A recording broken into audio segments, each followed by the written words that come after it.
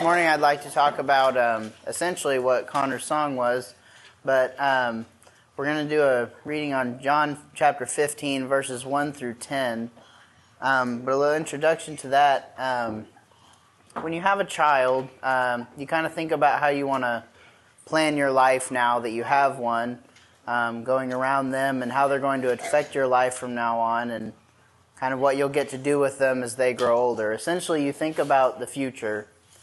When I think about the future, I tend to think about career choices, school, housing, many other things. But the most important thing that I should be thinking of is, where will I be with Jesus in the future, and how will I grow as a Christian? John chapter 15, verses 1 through 10 is a great passage for helping to keep you grounded on where your focus should be in life. And it's going to be the main passage.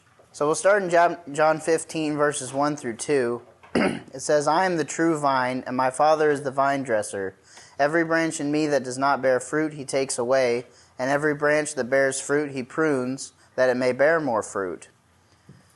So in this passage, Jesus is preparing his disciples for his coming death, and he wants to give them advice before he goes. This is not long after washing their feet, as far as I can tell. And he's just finished teaching them to humble themselves and be servants, to love others greater than themselves, and that he is the only way to heaven. He tells them that only those who keep his commandments love him, and then he teaches them this message using this illustration.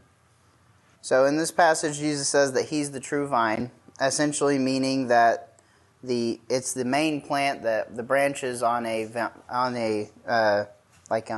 grapevine would grow off of. Jesus also describes God as the vine dresser.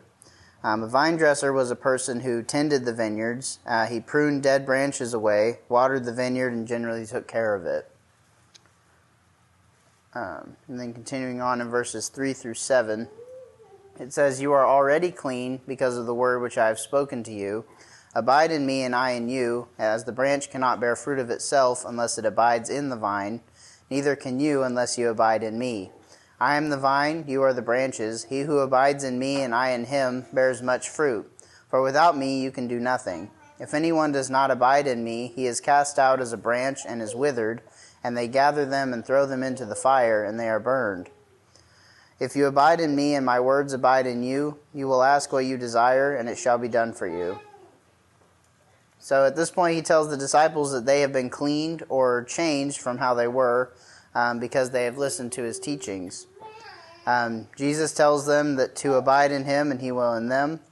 Basically, that means if they depend on Jesus, he'll be with them and will guide them. He tells them that just like a branch on a vine will die and cease to grow fruit, so will they if they don't abide in him. Jesus says that those who do not depend on Jesus and his word will be cast out and burned. However, if the disciples continue to follow Jesus, he says he will ensure that what they ask will be done for them. And in John chapter 15, verses 8 through 10, it says, "By this my Father is glorified, that you bear much fruit, so you will be my disciples. As the Father loved me, I also have loved you. Abide in my love. If you keep my commandments, you will abide in my love, just as I have kept my Father's commandments and abide in his love." I think some of this passage does apply to us, but there are some parts of it that apply to the disciples specifically, since that's who he was talking to. And the fact that God does everything that the disciples may ask, I think that applies mostly to the disciples, being that if they were following him and what they asked already would glorify God as long as they followed him. Them following God's commands and loving him glorifies God and shows how worthy of love God is. And that bears fruit which brought others to Christ. So what he says is that the disciples love God and keep his commandments. Jesus will be with them, and he will love them as God loves Jesus. So if there were some parts of this that applied specifically to the disciples, what do we need to take from this to apply to our lives? I think the main part of it is that Jesus needs to be the basis of how we live our lives, and needs to be the center of everything we do. In the 127th Psalm, in verse 1, it says, "A song of ascents of Solomon, unless the Lord builds the house, they labor in vain who build it. Unless the Lord guards the city, the watchman stays awake in vain." We have to build our lives, our families, and our relationships on God. Everyone we know should know that we are Christians because Jesus is at the center of what we do. I've been working on Dungeons and Dragons a lot, and a large part of that is building characters and fleshing out what's their main character trait. When people are describing our character, the number one thing they should think of is that we are Christians. If you turn to Matthew chapter 5 and verses 14 through 16, it says, "You are the light of the world. A city that is set on a hill cannot be hidden. Nor do they light a lamp and put it under a basket, but on a lampstand, and it gives light to all who are in the house. Let your light so shine before men that they may see your good works and glorify your Father in heaven." When we live our lives this way, it glorifies God and brings others to Christ.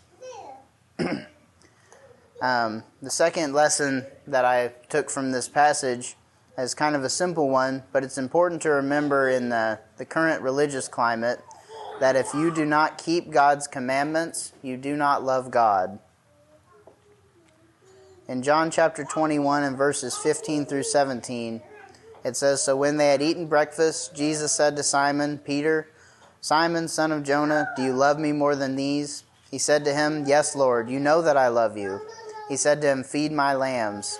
He said to him again a second time, 'Simon, son of Jonah, do you love me?' He said to him, 'Yes, Lord, you know that I love you.' He said to him, 'Tend my sheep.' He said to him the third time, 'Simon, son of Jonah, do you love me?' Peter was grieved because he said to him the third time, 'Do you love me?' And he said to him, 'Lord, you know all things. You know that I love you.' Jesus said to him, 'Feed my sheep.'" Jesus says fairly clearly to Simon here that if he really loves him, he will do what he's asking of him. We're supposed to keep God's commandments because we love him. If we never keep his commandments, that shows we do not love him like we should. He says this word for word in the previous chapter of John 15, so John 14, in verse 15. So what we want has to come second to God's will. This shows that we love God and helps bring others to him. The question is, have you been following God's commandments? Has Jesus been a focus of your life, or have you been distracted?